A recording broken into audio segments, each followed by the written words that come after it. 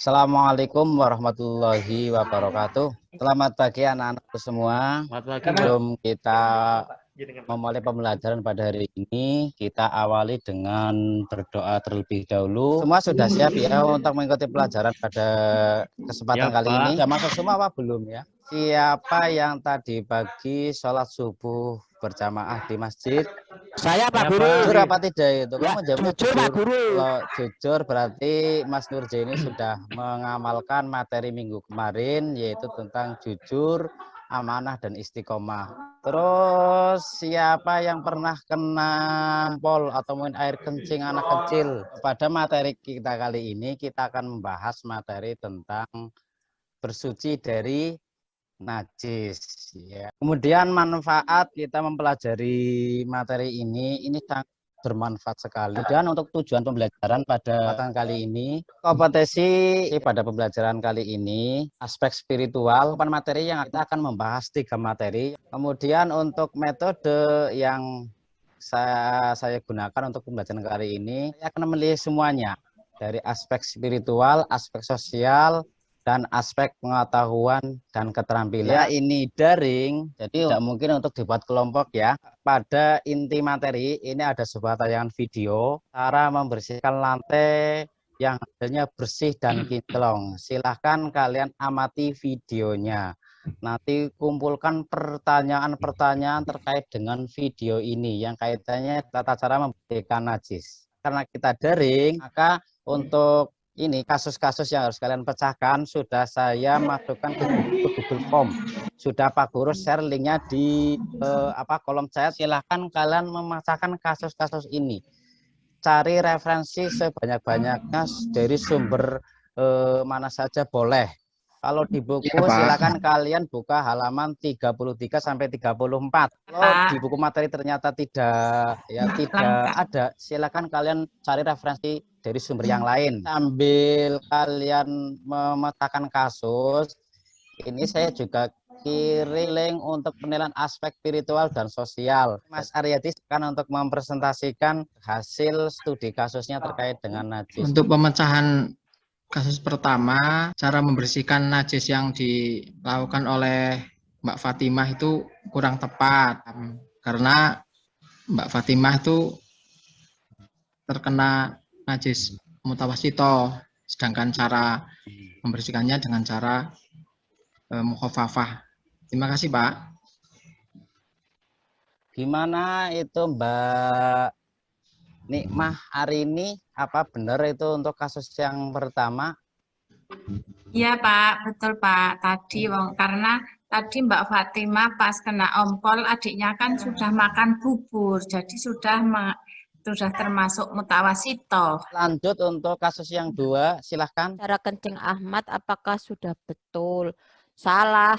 Masuk kencingnya di dekat ember penampungan, harusnya kan di kamar mandi Pak, di kloset. Air yang di ember tidak bisa digunakan untuk bersuci karena sudah kecipratan air kencingnya Ahmad. Siapa yang bisa menyimpulkan untuk pemecahan kasus pada kesempatan kali ini? Setelah tadi melihat paparan dari Pak Guru dan teman-teman, maka bisa disimpulkan bahwa najis dibagi menjadi 3 Pak. Lalu untuk air dibagi menjadi 4 Pak. Katanya Mas Suparjo mau bertanya. Gimana cara bersuci sehabis kita kencing di toilet umum yang tempat penampungannya menggunakan ember yang ukurannya kurang dari 2 kulai. Kaitannya dengan itu, ini untuk kehati-hatian ya, karena kita juga tidak bisa memastikan air yang ada di ember itu air yang suci mensucikan apa air yang mutanajis. Maka untuk kehati-hatian, maka ketika kita habis kencing atau mungkin habis buang air besar untuk bersucinya, kita langsung pakai gayung dari kran. Langsung dari kran, air mengalir ya Pak. Air mengalir, pakai gayung, kemudian untuk gunakan kita untuk istinja.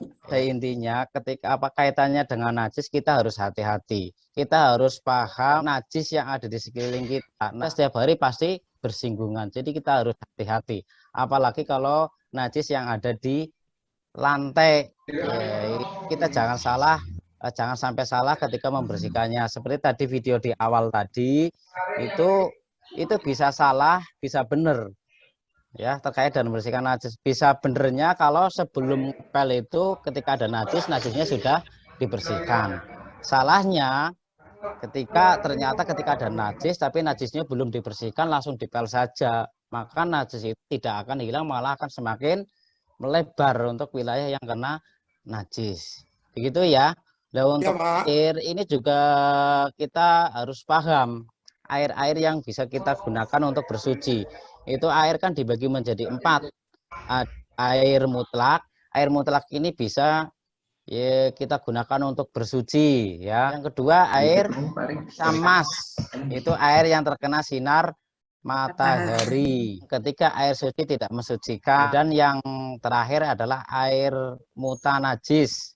Nanti Pak Guru kasih link yang terakhir ya. Nanti sudah Pak Guru kasihkan linknya di kolom chat. Ini Pak Guru akan share video tentang tata cara membersihkan najis. Silakan kalian lihat. Kira seperti itu ya, bisa dipahami ya. Kemudian sebelum kita tutup, ini ada tugas untuk kalian semua, tugas mandiri yang dikerjakan nanti di rumah. Ya. Tugasnya ini nanti kalian mempraktek membersihkan najis, nanti kalian video durasinya maksimal 10 menit ya. Nah, nanti dikumpulkan maksimal sampai pertemuan berikutnya. Itu yang bisa Pak Guru sampaikan. Mari kita akhiri pembelajaran pada pagi ini dengan bacaan hamdalah bersama. Dari saya cukup sekian. Wallahul muwaffiq ila aqwamit thoriq. Wassalamualaikum warahmatullahi wabarakatuh.